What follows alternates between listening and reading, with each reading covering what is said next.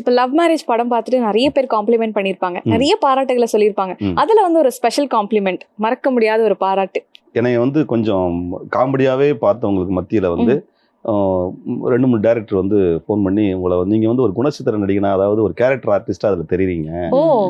அது சொன்னது எனக்கு கொஞ்சம் நம்மளுடைய கெரியருக்கு ரொம்ப யூஸ் ஆகிற மாதிரி இருந்துச்சு. வழக்கமா ஏதோ காமெடி பண்ணிட்டு அப்படி போகாம என்னை வந்து நல்ல ஒரு நீங்க வந்து பயங்கரமா இமோஷனலா பேசுனீங்க.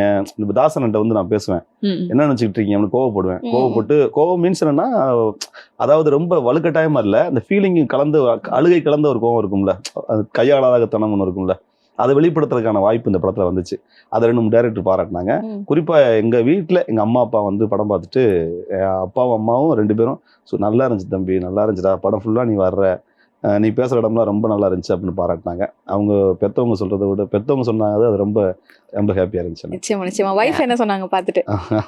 வழக்கம் போல் அவங்களுக்கு அவங்க எல்லாம் எப்போவுமே, அது சின்னதாக இருந்தாலும் சரி, அவங்க பெருசாக இருந்தாலும் அவங்க பாராட்டுறது மட்டும் தான் தெரியும். வழக்கம் போல் பாராட்டினாங்க. அவங்க மைனஸாக சொல்ல மாட்டாங்க. அதை நல்லா பாராட்டினாங்க.